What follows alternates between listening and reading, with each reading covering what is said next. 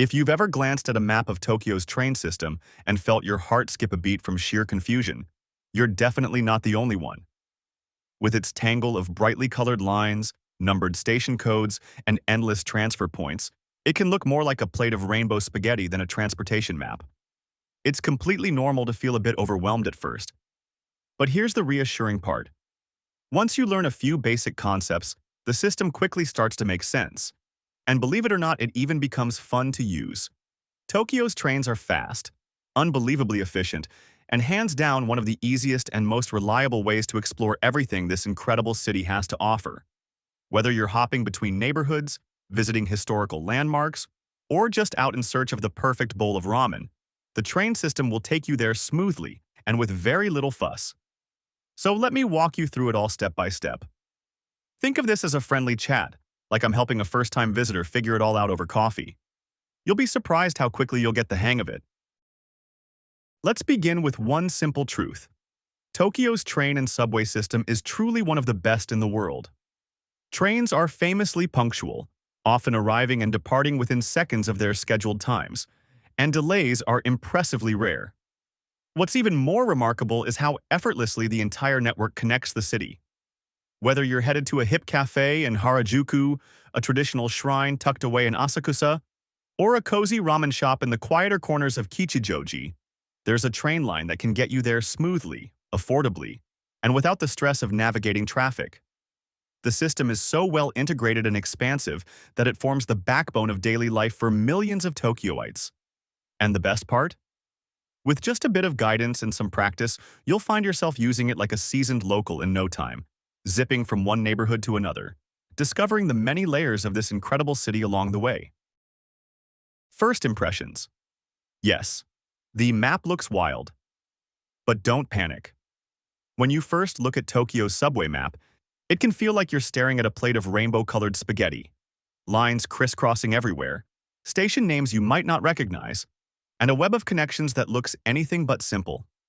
It's totally normal to feel overwhelmed at first, but don't panic. Once you take a moment to understand how it's laid out, it actually starts to make sense. Each train line is color-coded and marked with a specific letter, which helps you instantly identify which line you're on. For instance, the Ginza line is a bright orange and represented by the letter G. What's even more helpful is that each station on a line is numbered sequentially. So Shibuya, a popular stop on the Ginza line, is labeled G1. The next stop is G2, and it goes all the way up to G19 at Asakusa. This combination of color, letter, and number makes the system really easy to follow, even if you don't speak or read Japanese. As long as you remember the line's color and the station number you're heading toward, navigating the Tokyo subway becomes far less intimidating and actually quite straightforward. Use your smartphone. Seriously, it's a game changer. Using your smartphone in Tokyo is an absolute game changer, especially when it comes to navigating the train and subway system. Two apps in particular can make your travel so much smoother and stress-free. First, there's Google Maps. It doesn't just show you the best route to your destination. It also provides real-time train schedules, tells you exactly which platform to head to, and even estimates how long it will take to walk between transfers. It's incredibly detailed and reliable. Then there's the Tokyo Subway Navigation app, which is especially handy because it works offline. Even if you don't have mobile data or Wi-Fi, this app can still guide you with clear, simple route suggestions based on your location. Both of these apps are like having a local guide in your pocket. Just enter where you want to go, and they'll handle the planning, helping you move through the city with confidence and ease. Get a Suica or Pasmo card, your all-in-one travel buddy. Getting a Suica or Pasmo card is one of the smartest things you can do when traveling around Tokyo. These little IC cards act like an all-in-one travel buddy. Just tap in and out at station gates, and you're on your way. There's no need to figure out ticket prices or queue at vending machines for single-ride tickets every time you hop on a train. But the convenience doesn't stop there. You can also use these cards to grab a drink from a vending machine, pick up snacks or bento at a convenience store, or even pay for a quick meal at a small cafe. They're widely accepted and make life on the go so much smoother. You can buy and recharge them at most train stations, But just keep in mind that many of the top-up machines still only accept cash, so it's a good idea to have some yen on hand. Reading signs and getting around. Worried about not understanding Japanese? Don't be. Tokyo's train stations are surprisingly foreigner-friendly. Most of the signage throughout the stations is clearly displayed in both English and Japanese, making it easy to navigate even if you don't speak the language. You'll find signs that tell you exactly which train lines operate on each platform, the direction each train is heading, and how many stops there are to your destination. Even in massive, bustling stations like Shinjuku or Tokyo Station, everything is thoughtfully laid out with clear directions, arrows, and maps. While the crowds can be a little overwhelming at first, just take your time, follow the signs, and you'll find your way with confidence. Train etiquette, the unspoken rules. Train etiquette in Tokyo is all about being considerate and keeping the atmosphere calm and peaceful. On most rides, you'll notice that people are quietly scrolling through their phones, reading, or simply resting. It's rare to hear loud conversations or phone calls. To blend in and be respectful, try not to eat or drink on the train. If you're carrying a backpack, take it off and hold it in front of you to save space, especially during busy times. It's also important to leave the priority seats available for those who need them, like the elderly, pregnant women, or anyone with mobility challenges.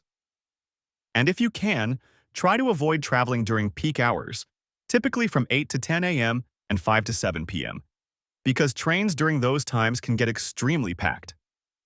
By following these simple unspoken rules, your journey will be smoother and more enjoyable, for you and everyone around you. Here are a few simple pointers to keep in mind when navigating Tokyo's train system. 1. 3 main operators. You'll find JR East trains, like the famous JR Yamanote Line, subway lines, and private railways. Each usually has its own platforms. When switching between JR and the subway, you'll often need to exit the ticket gates and re-enter through the correct one. 2. Multiple lines in one station.